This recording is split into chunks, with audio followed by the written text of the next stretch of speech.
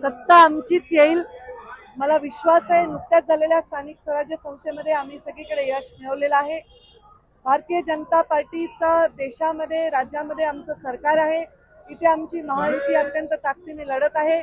विकास करण्यासाठी सत्तेच्या माध्यमातून जनतेचा पूर्ण कौल हा आमच्याकडे राहील याचा मला विश्वास आहे. महायुती संपूर्ण राज्यामध्ये काही ठिकाणी नाही आहे, याचा काही परिणाम होण्याची शक्यता आहे. स्थानिक स्वराज्य संस्थेच्या निवडणुका स्थानिक पातळीवर स्थानिक नेत्यांच्या आपसातल्या अंडरस्टँडिंगच्या प्रमाणे युती होत असतात.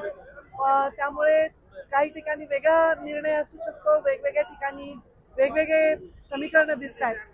तर प्रत्येक ठिकाणी समीकरण काही असले तरी भारतीय जनता पार्टी नंबर 1 चा पक्ष राहील. ठाकरे बंधूंची युती आव्हानात्मक ठरण्याची शक्यता आहे. मला असं वाटतं की आम्ही अनेक वेळा निवडून आलोय, सत्तेत आलेलो आहोत आणि आम्ही देशामध्ये अनेक राज्यामध्ये आणि महाराष्ट्रातही आम्ही सत्ता मिळवलेली आहे.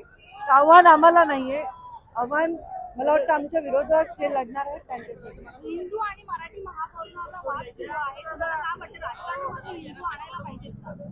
मला असं वाटतं यावर उत्तर आमचे मुख्यमंत्री, आमचे आशिष शेलार मुंबईचे नेते आणि अमित साटम आमचे प्रदेशाचे अध्यक्ष यांनी दिलेला आहे आणि त्यावर परत वेगळी मी टिप्पणी करायची गरज नाहीये.